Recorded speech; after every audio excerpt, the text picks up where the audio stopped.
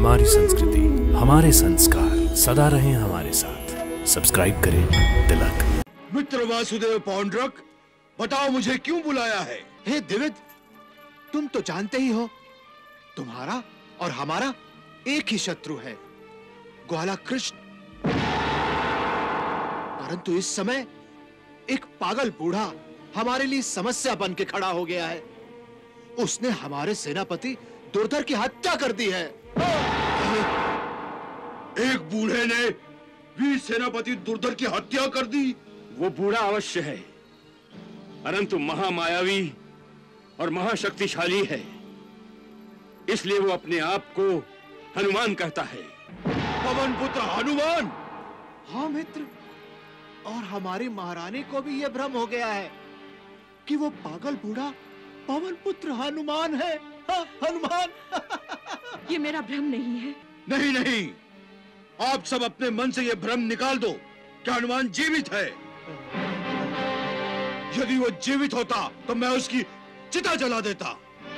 हाँ मित्र, हमें तुम पर पूर्ण विश्वास है कि यदि हनुमान अब भी जीवित है तो तुम उसकी चिता अवश्य सजा दोगे। अब मुझे आज्ञा दीजिए कि मैं पांडु नगरी के आसपास के सभी राजाओं की चिता जला दूं जो आपको भगवान नहीं मानते, और उन साधुओं के यज्ञ कुंड को नष्ट कर दूं जिससे उस ग्वाले कृष्ण की ताकत बढ़ती जा रही है। अवश्य जाओ मित्र, अवश्य जाओ। सेनापति दुर्धर? सेनापति दुर्धर का वध कैसे हो गया? वो तो दैत्यों में महाशक्तिशाली था, महामायावी था। उसका वध कैसे हो गया? हाँ? कैसे हो गया? भ्राताश्री जी, हमारे सेना नायकों को आदेश दो कि वो पता करें वो पागल बूढ़ा कौन था और कहां से आया था। जाओ। जो आज्ञा वासुदेव। स्वामी, आप हनुमान जी के साथ क्यों दुश्मनी ले रहे हैं? फिर वही हनुमान, फिर वही हनुमान। महाराज काशीराज, हम महारानी तारा का यह भ्रम कैसे दूर करें कि वो हनुमान नहीं था, नहीं था। एक वानर की सत्यता को एक वानर ही बता सकता है वासुदेव। हाँ? परंतु कौन है वो वानर जो ये सत्य बता सकता है? हाँ? आप अपने हनुमान को भूल गए? हमारा हनुमान? हाँ वासुदेव, आपका मित्र, महामायावी, महाकाय, द्विविद वानर, जो आपका सचमुच का हनुमान है। हाँ, हनुमान का दावा करने वाले उस पागल बूढ़े अहंकारी का अहंकार मिटाने के लिए द्विविद वानर से बढ़कर और कौन हो सकता है? कौन हो सकता है? हाँ वासुदेव, अब आप अपने मायावी द्विविद वानर को तुरंत प्रकट कीजिए।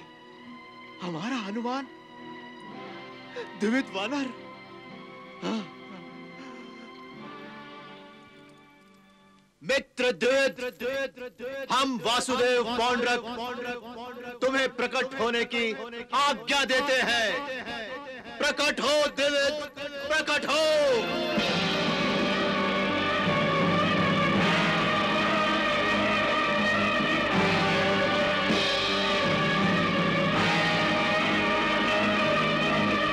प्रणाम वासुदेव। प्रणाम मित्र।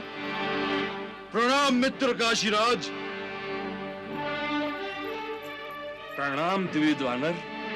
प्रणाम महारानी। आओ मित्र, तुम्हारा स्वागत है। आओ। मित्र वासुदेव पौंड्रक, बताओ मुझे क्यों बुलाया है? मेरा आह्वान क्यों किया? क्या तुम्हारा कोई शत्रु है जो तुम्हें त्रस्त कर रहा है? हे द्विविद, तुम तो जानते ही हो, तुम्हारा और हमारा एक ही शत्रु है, ग्वाला कृष्ण। परंतु इस समय एक पागल बूढ़ा हमारे लिए समस्या बन के खड़ा हो गया है। उसने हमारे सेनापति दुर्धर की हत्या कर दी है। एक बूढ़े ने वीर सेनापति दुर्धर की हत्या कर दी।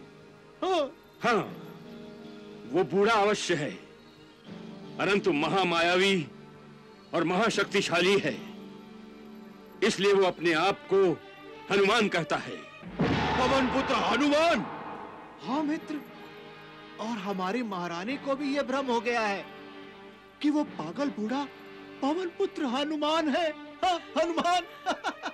ये मेरा भ्रम नहीं है, मेरा विश्वास है कि वो हनुमान ही थे। नहीं नहीं, आप सब अपने मन से यह भ्रम निकाल दो कि हनुमान जीवित है। यदि वो जीवित होता तो मैं उसकी चिता जला देता। हाँ मित्र, हमें तुम पर पूर्ण विश्वास है कि यदि हनुमान अब भी जीवित है तो तुम उसकी चिता अवश्य सजा दोगे। हाँ। हाँ, अब मुझे आज्ञा दीजिए कि मैं पांडु नगरी के आसपास के सभी राजाओं की चिता जला दूं जो आपको भगवान नहीं मानते, और उन साधुओं के यज्ञ कुंड को नष्ट कर दूं जिससे उस गौले कृष्ण की ताकत बढ़ती जा रही है। अवश्य जाओ मित्र, अवश्य जाओ। प्रणाम वासुदेव।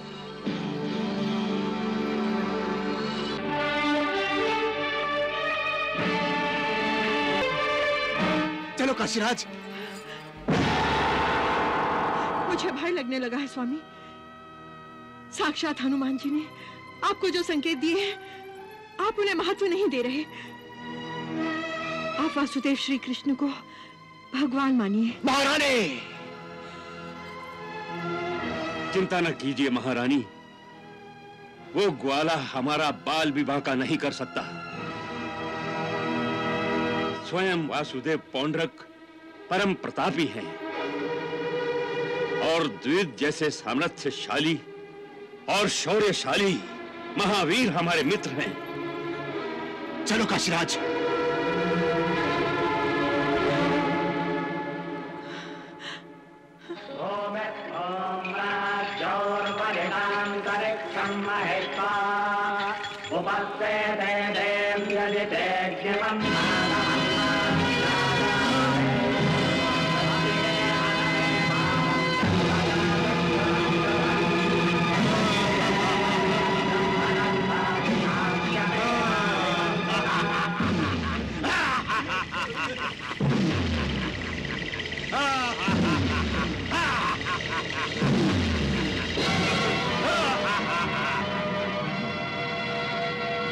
कर रहे हो? ए साधु संतो, मेरे भगवान वासुदेव पौंड्रक की पूजा न करके उनका अपमान कर रहे हो। इस यज्ञ के कारण वो मायावी कृष्ण शक्तिशाली बनता जा रहा है। अब मैं पृथ्वी लोक पर किसी को भी यज्ञ करने नहीं दूंगा। सबके यज्ञ पूजा आदि भंग कर दूंगा। अब मैं कृष्ण के सामर्थ्य में वृद्धि नहीं होने दूंगा।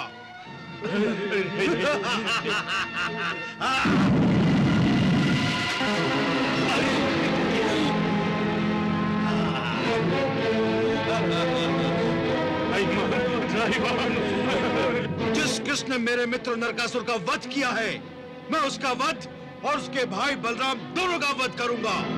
इस यज्ञ की भांति कृष्ण की द्वारिका नगरी ध्वस्त कर दूंगा।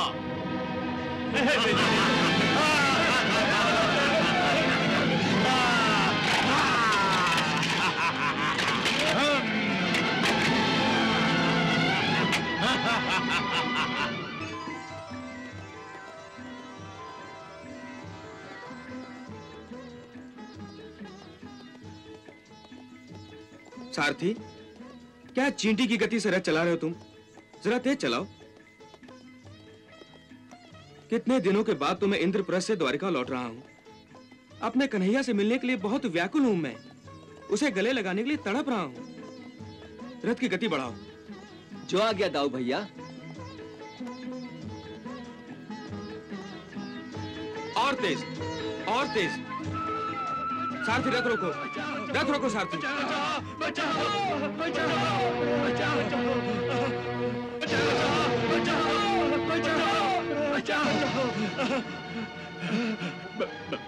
बलराम जी, आप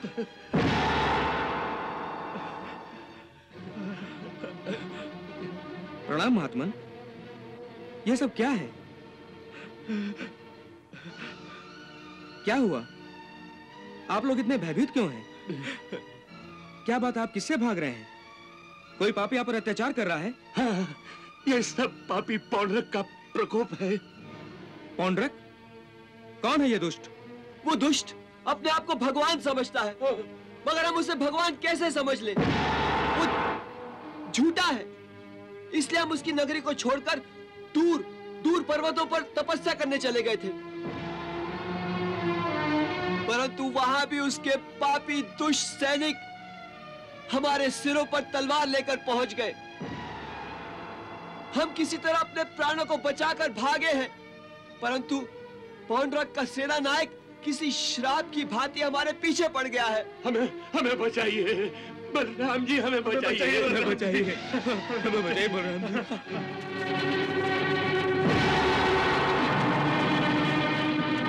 वो रहे साधु, पकड़ लो उन्हें, हमें बचाइए। ठहरो।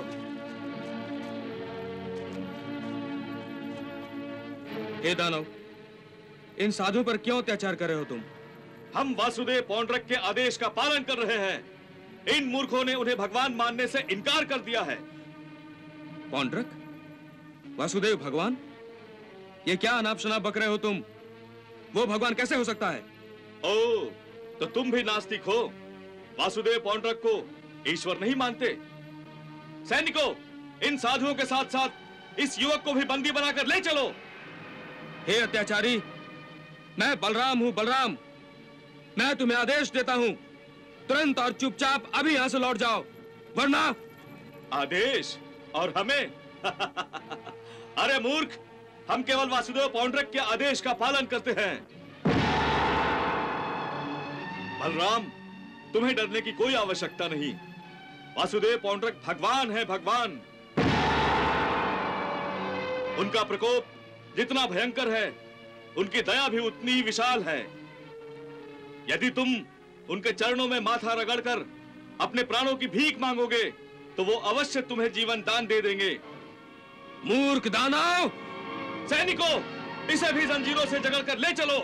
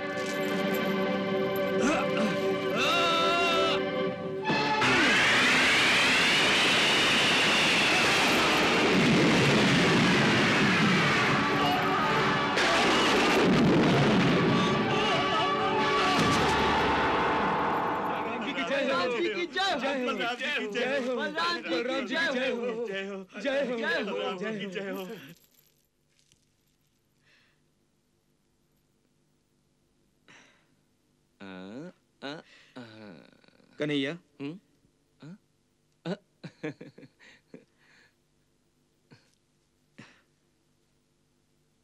कन्हैया, सुनो सुनो सुनो, मेरी बात सुनो। तुम्हारे इन हाथों से मुझे अपनी सेवा करवाना अच्छा नहीं लगता। अरे दाऊ भैया, मैं आपका छोटा भाई हूं। वो ठीक है कन्हैया, परंतु तुम्हारे हाथों से एक बहुत महत्वपूर्ण कार्य होने वाला है। दाऊ भैया की सेवा करने से अधिक महत्वपूर्ण कार्य और क्या हो सकता है? और मेरे ये हाथ वही महत्वपूर्ण कार्य कर रहे हैं।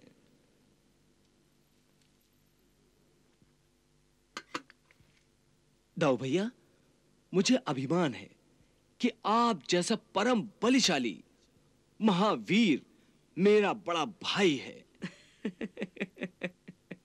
दाऊ भैया, मुझे उन साधुओं ने सारी बातें बता दी कि आपने कैसे अपनी एक ही ठोकर से धरती फाड़ दी।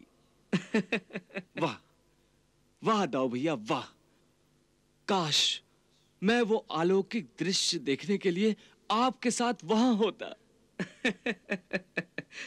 कन्हैया, त्रिलोक में मेरे जितना बलशाली तो कोई होगा ही नहीं, क्यों? हाँ। सच मानो कन्हैया, अगर उस समय मेरे साथ वो साधु संत नहीं होते तो उसी पल मैं पौंड्र नगरी पर आक्रमण कर देता। वो पौंड्रक अत्याचारी है, दुराचारी है, अनाचारी है, और उसका सबसे बड़ा अपराध तो यह है कन्हैया कि वो अपने आप को वासुदेव समझने लगा है।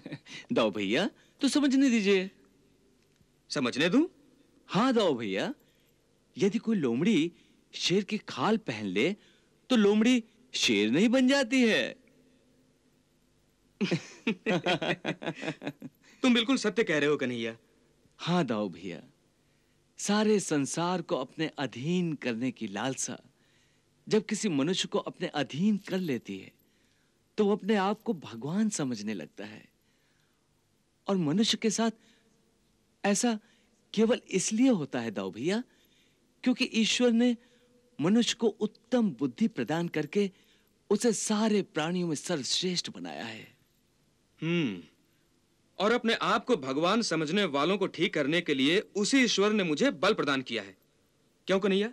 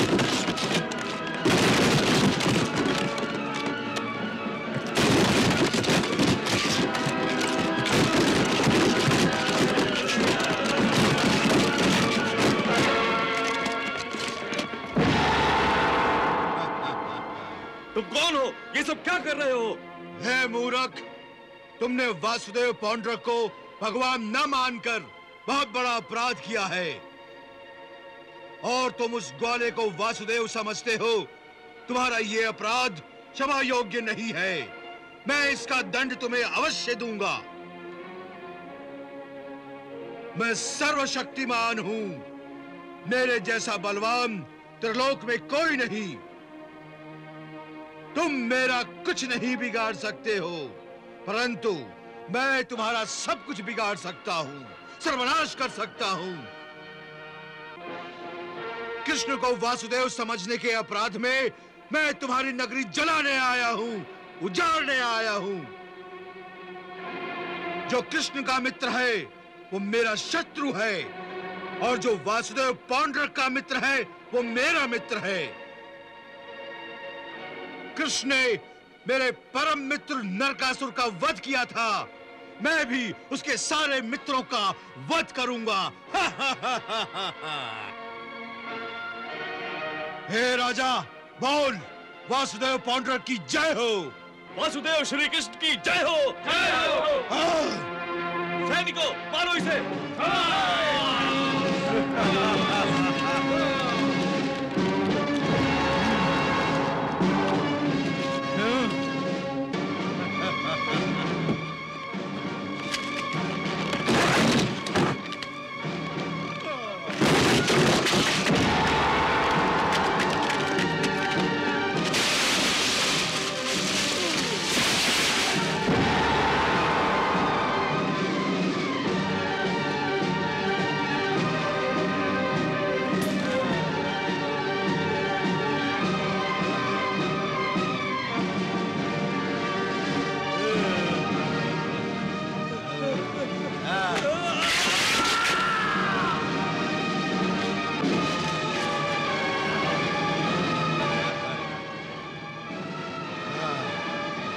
स्वामी वासुदेव पौंड्रक, जो कोई भी आपको वासुदेव कहने से इनकार करेगा, मैं उसका सर्वनाश करूंगा।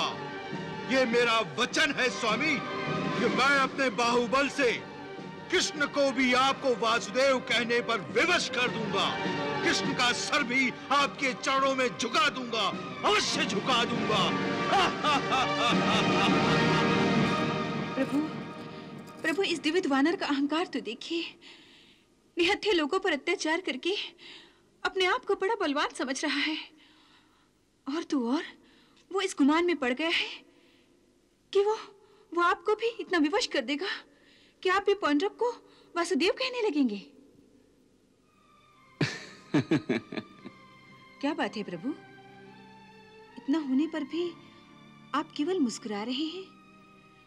मुझे तो क्रोध आ रहा है कि आप इस वानर को दंड क्यों नहीं दे रहे हैं। प्रभु, यदि आप इसी तरह चुपचाप बैठे रहे तो रणधीर, काशीराज और पौंड्रक का दुस्साहस और भी बढ़ जाएगा। ये चूहे अपने आप को शेर समझने लगेंगे। आखिर कब तक आप एक दर्शक की भूमिका निभाते रहेंगे प्रभु? आखिर अधर्मियों का संहार कौन करेगा? देवी, मैंने पृथ्वीलोक पर अधर्मियों का संहार करने के लिए ही जन्म लिया है, परंतु मैं यदि हर बार और हर कहीं धर्म शत्रुओं का विनाश करने के लिए जाऊं तो मनुष्य अपना कर्तव्य निभाना भूल जाएगा। अपने धर्म का पालन करना और अपने धर्म की रक्षा करना मनुष्य का अपना कर्तव्य है। मैंने मनुष्य को उसकी अपनी सुरक्षा के लिए बल और अपने सिद्धांतों की सुरक्षा के लिए बुद्धि और साहस दिया है। इस धरती पर तो हर युग में धर्म शत्रु और दानव मानव के रूप में जन्म लेते रहेंगे। उनका संहार यदि लोग करना भूल जाएंगे तो धरती पर केवल दानवों का मन माना राज स्थापित होगा। इसीलिए देवी, मैं हर बार मनुष्य की सहायता के लिए आगे नहीं बढ़ता।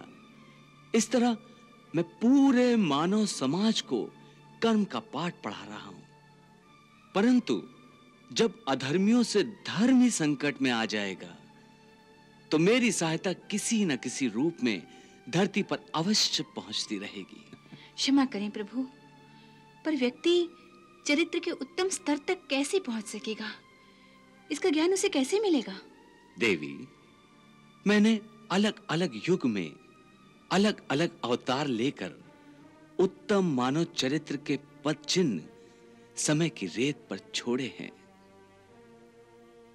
आप तो जानती हैं, मैंने श्री राम अवतार में कर्म योग का उद्देश्य रखा था